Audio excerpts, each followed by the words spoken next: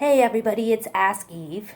I've been getting asked this question a lot lately, and I thought that rather than telling everybody individually, I would make a video. This way, then everyone could know.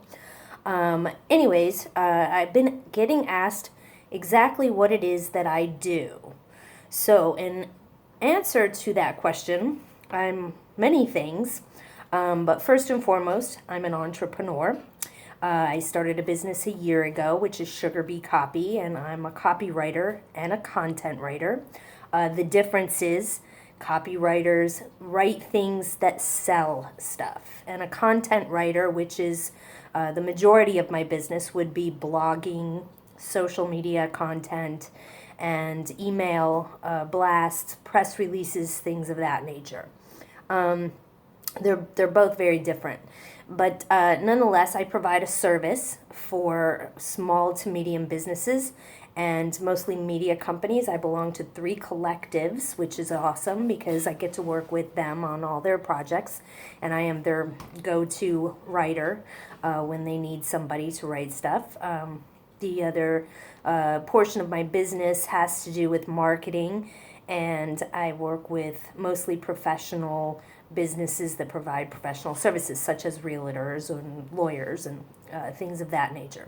So primarily what I do is I'm an entrepreneur. I'm a business owner. And for those of you who have been thinking about starting your own company, I'm hoping that maybe this video will inspire you somewhat. But just to give you the real deal, it's scary as shit. Okay? So the thing is, you have to be able to get up every single day.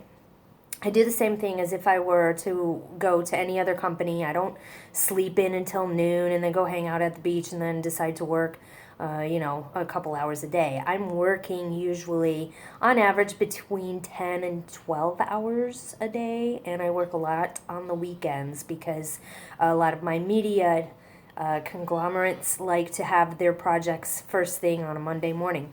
So I write about 60 blogs a month and in all different verticals. And so those blogs generally can take me anywhere from 10 minutes, if it's 400 words, or it can take me up to 4 hours, and that includes research and then writing and actually spewing out the words, and then also editing and proofreading. So that's pretty much it in a nutshell as far as, job description. But, it is a real job, and it's a real business, and it's very rewarding, but it's also very hard. Yesterday, I almost had a complete meltdown because I was editing video on Premiere Pro, and for some reason, my computer system was having issues, and so 2 times after trying to edit, I'm trying to keep a cat from scratching me right now. Oh my god, it hurts. Both times of editing that video and the computer crashing just made me just completely want to go into meltdown mode. So you have days like that.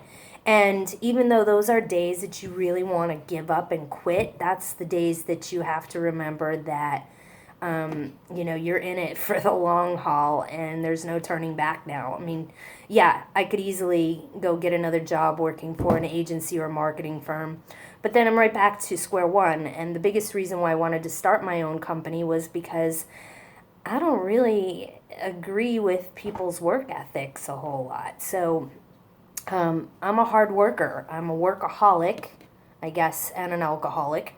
But anyways, I prefer, the latter to the former. Just the thing, you have to really be somebody who's tenacious and demonstrative, and very few people are able to do it and be successful at it. Most small businesses cancel out or, give up within the first 5 years, and that's why they say you got to go through that 5-year hump. So anyways, I've made it to a year and a half now. It's pretty exciting. But the other thing that I want to make a point of is that ideas are like assholes. Yeah, I know it sounds a little different than the original saying, but the difference is that very few people put their ideas to use.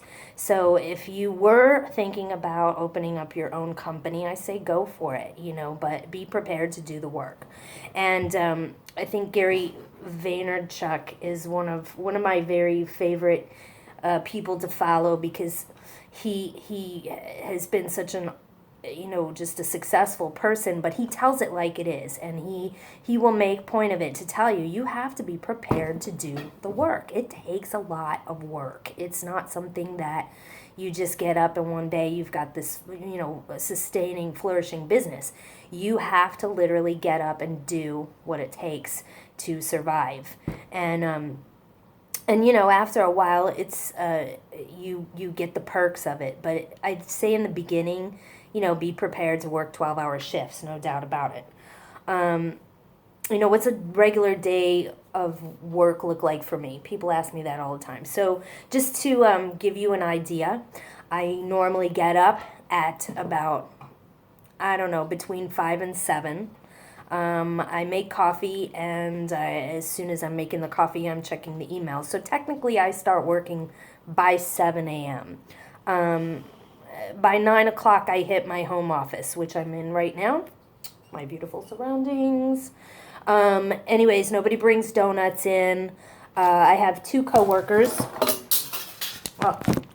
This little rat right here, Chauncey, who's office cat, and of course Pearl. Being an entrepreneur isn't for everyone, because you work by yourself a lot. You have to be comfortable being alone, and you have to be a self-starter. Nobody's gonna come into your home office and hold your hand and tell you, hey, it's time to go to work. You have to either just get up because you want it so bad that you're willing to do it, or don't do it at all. Each day I usually spend about 20 minutes. I either read something about my industry or my craft, and I try to do something to perfect it. So it's continuing education. It's extremely important. I take minimum breaks. Normally I do about a noon lunch hour, which means going to a gym. I might have, take the dog for a walk, whatever, but I don't really take breaks throughout my day. So this is, something that I'm so passionate about that it's okay to not take a break. And as a matter of fact, I'm very antsy. If I take time away from my desk, it starts to mess with my mind, and then I have to literally get back to work. I mean, I'm that hard of a worker. So I just take really super minimum time off. When I do take time off, though, I play hard. I heard that saying a long time ago, and now I finally understand what it means, because when you do have that downtime, it's super important to reflect and take time off, take a breather. Because I'm a writer and everything comes from up in here, that can mess with you bad after a while, especially after you've written 6 to 8 blogs in one day. Your mind is just about to explode. So come 7, 8 o'clock at night, I'm done. I go to sleep very early. A lot of people know if they try to call me by 10 o'clock, I'm nowhere to be found. But anyways, if I had some advice to give to people, if I would say, first, get a mentor. I think mentoring is so important, especially for entrepreneurs, because we don't have all the answers. I didn't run a business my whole entire life. I can read every book under the sun, but there's still going to be extra questions that I'm going to have. And so one thing that's been really nice that I've enjoyed is having mentors that I can lean on and ask, what about this, what about that? And these are people that have the time, and well, maybe they don't have the time, but they're willing to give you time because they believe in you. So that's really important. And if you don't have a mentor, well, then there's plenty of video out there. Pick somebody that you admire, and even if it's Steve Jobs, who cares? Steve Jobs is great. I would consider Steve Jobs a mentor. I watch him all the time.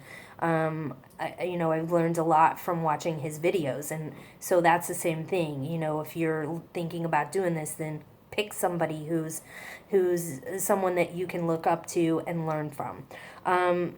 The other thing that I would have to say is, who cares where you start as long as you do? Big deal.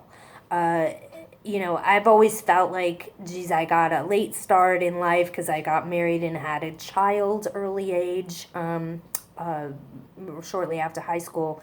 So my career didn't start until 10 years after I got out of high school.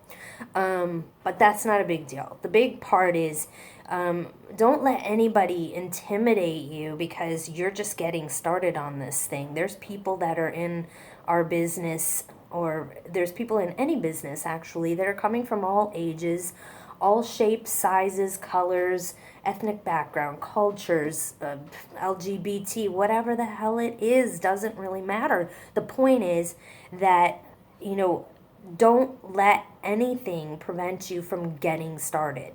So, the big thing is, who cares where you start, just as long as you do. The last thing that I would probably have to say if I gave advice to somebody would be to be comfortable reinventing yourself. A lot of times things just kind of take a turn, it's in a different direction, and that's okay. I think that you need to embrace that. You have to be able to embrace the changes that life throws your way, because if you can't do that, it'll be hard for you to be in business for yourself. Um, I like to think that I help others solve problems, and that means my clients, I'm solving a problem for them, I'm providing a service for them that's important to them. So what do you bring to the table, I guess, would be my next question. Like, you have to bring something to the table, otherwise what's the point? If you tell somebody you're a blogger, who cares? So what? Lots of bloggers that are out there. And bloggers come in different shapes and sizes. Some of them are brand ambassadors. Some of them are influencers. Some of them blog just for the fact and sake of blogging. My clients consider me a ghostwriter, even though I'm a blogger. So, it's, what do I bring to the table though? They don't want to sit there and write this crap out themselves. They don't have time for this. They absolutely don't care, about blogging, but it's something that they need to do. And so I provide that service for them. Their social media, same thing. I handle social media for several clients. I do all their posting and everything. They don't have time for that, so I take the time out and I do that for them. There is a science that goes along with it, so it takes a long time for you to get to learn that, but like I said, just get started if that's your thing.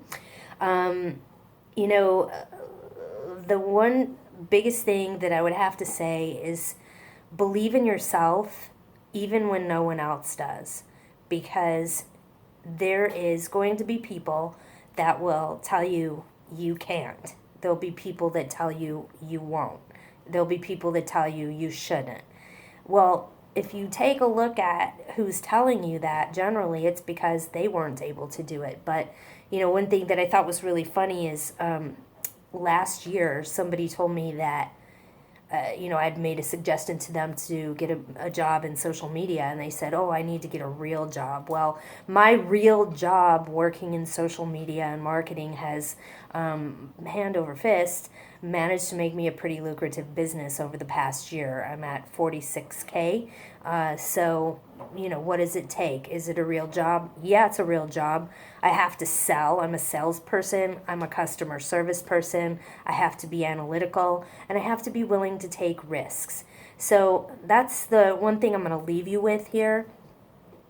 Be ready to take risks. Be prepared to take risks. So important for you to understand that. Entrepreneurs don't sit back and just talk a bunch of bullshit. They actually do the work.